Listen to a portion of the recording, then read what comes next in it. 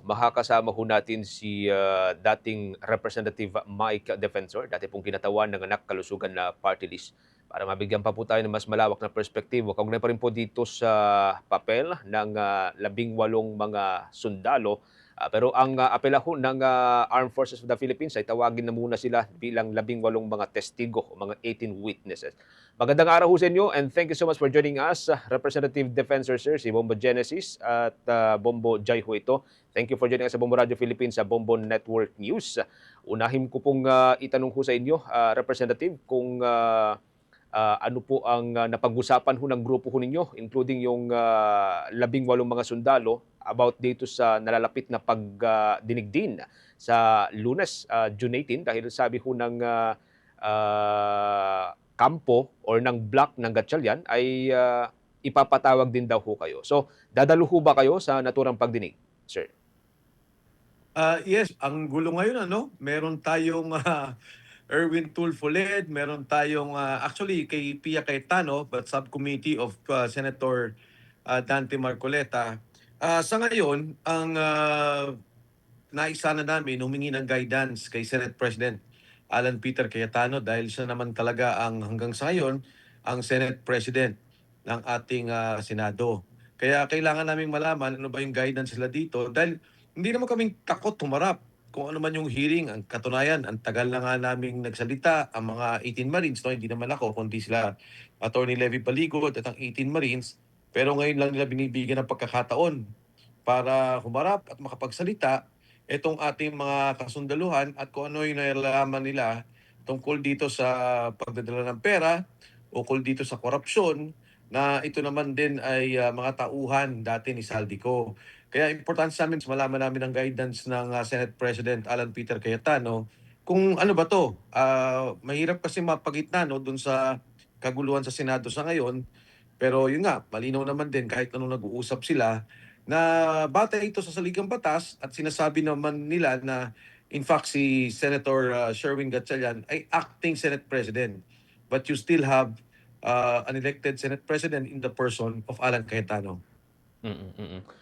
Pagkatapos ho ng nauna ho ninyong pag-appear nitong nakalipas na araw, Representative Defensor Sir, may mga puna ho na parang selective lang daw yung paglalahad po ng mga dating sundalo kasi napangalanan po doon, nabanggit po doon sa kanilang affidavit sina Senator Mark Villar at Senator Loren Ligarda, pero hindi po naungkat yung kanilang pangalan during the time na sila po yung nagsasalita na, sir. Ang naging problema naman kasi ng mga ilang kasama ngayon sa majority ay nung una pa lamang nagsalita na yung mga Marines. Hindi nila ito pinansin, walang nagtulak na talaga sila'y humarap o sila'y patawag ng Blue Ribbon Committee dahil kasama naman sila noon pa man sa majority group. Ngayon, nung nagtawag na si Senator Pia Cayetano sa ilalim ni sa subcommittee, sa ilalim ni Senator Dante Marcoleta, hindi naman sila umattend. Hindi naman sila nagpunta. So kami, hindi naman namin kasalanan yun dahil kami naimbitahan lamang. 'Di ba nangyari yung yung Blue Ribbon the day before. Kasi the day before, nagsabi na, "Oh, magsasalita kayo, ipapatawag namin kayo." Talaga namang ang kaguluhan dito talaga ay yung Blue Ribbon Committee. Madalas ko yan sinasabi, hindi na away ang impeachment. Hindi na nagiging away yung constitutional Constituent Assembly na gusto lang baguhin ang saligang batas. Ang away talaga ay itong Blue Ribbon Committee.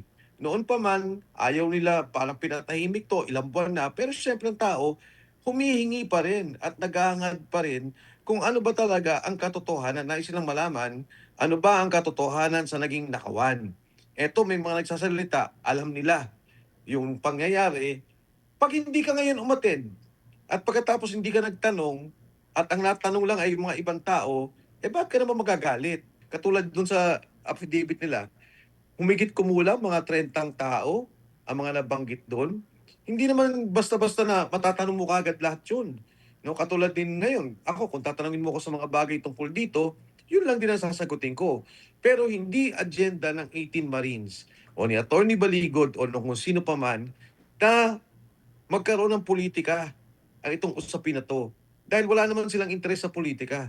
Ang interest nila ay yung nakita nila at ginawa nila na sa kanilang palagay, ito ay makakapagdulot ng pagtulong, alalay sa ginagawang investigasyon na gusto naman nating lahat malaman. Okay, Bombo Jai, with your follow-up kay Representative Defensor. Okay, sir. Ano po yung sagot ninyo sa aligasyon ni National Bureau of Investigation Director Melvin Matibag na binayaran daw itong 18 na mga dating sundalo at sa mga ulat, no, it's 5 million pesos sa bawat sundalo at ang bayad na ito daw ay galing sa inyo. Ano po dito yung masasabi niyo? Nung nagkakaroon ng pag-uusap sa komite, nasa likod ako. Hindi naman ako kasama sa mga imbitado. Hindi ako kasama as a resource person or witness dyan sa hearing nila. Nabanggit bigla nga na ako daw ay idinawit at sinabing nagbigay daw ako ng 5 million. Nung una, akala ko naman ipapatawag ako pero hindi ko pa rin nakikita yung mismong affidavit na kanilang binabanggit. Pero nung aking nakita na, nako, ang nangyari pala, ikinwento lang dun sa tao. Dahil yung tao ngayon siya ang nagsasabing nagreklamo o nagbigay ng affidavit sa NBI tungkol dito. Na ikinwento lang daw sa kanya, ni hindi ko nga alam kung sino yung nagkwentong sinasabi niya. Di ba dapat kung yung sinasabi niyang marino o sundalo, yun dapat ang magkwento. Yun ang dapat mag-affidavit.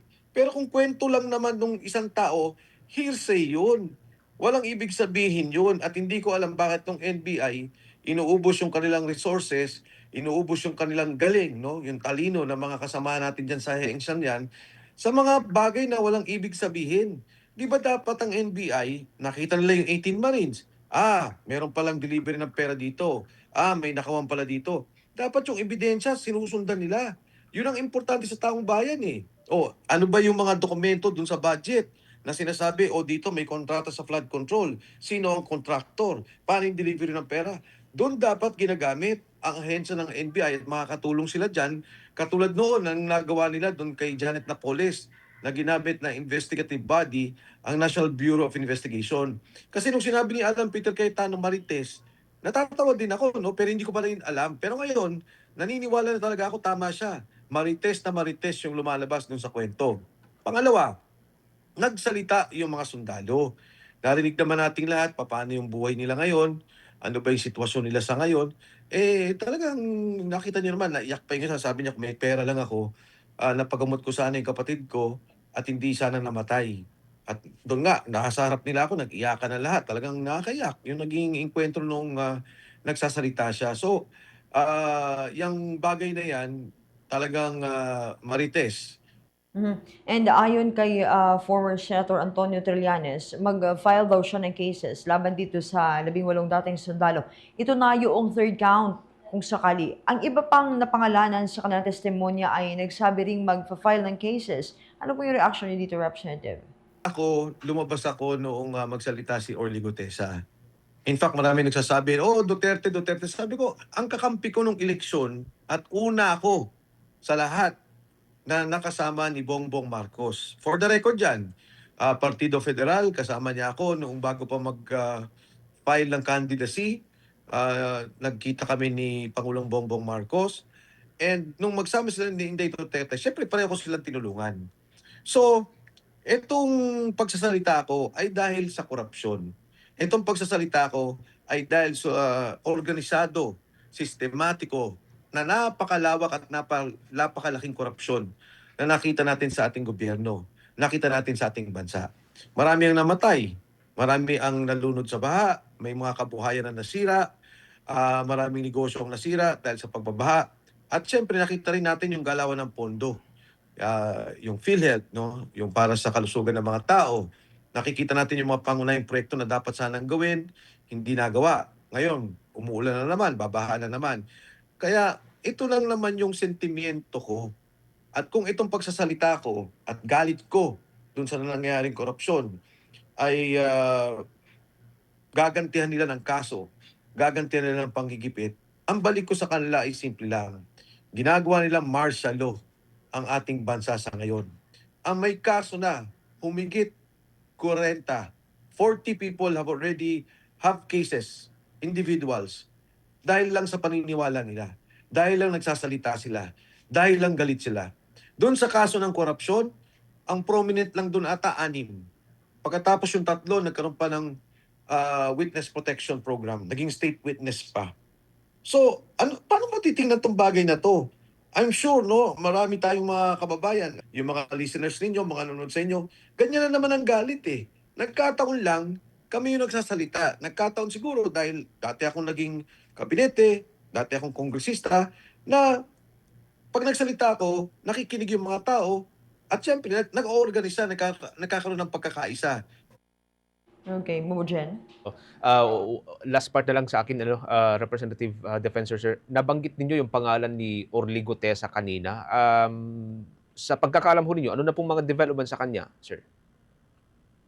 Orly lumapit sa akin, nagkwento. Ang nagpakilala, isang kaibigan ko sa pamantasan ng Pilipinas sa UP. So nung marinig ko yung kwento niya, nagulat ako. Kasi nga, yun, doon sa 46 to 50 suitcases na maleta, talagang nagulat ako. Tapos parang may factory ng pera sa Valle Verde. Di ba, nag-iipon sila ng pera, maleta, tapos delivery. 3 beses sa linggo. Okay. Si Orly Gutesa nung magsalita, nung una, di ba, ang sabi niya, nakalagay nga dun sa affidavit niya to ask the Senate to provide protective custody. Nung nag-hearing, sabi niya, hindi na. Pwede na yung mga kasama ko, yung mga mista ko, proteksyonan ako. Pagkatapos later on, nakita natin, detained na.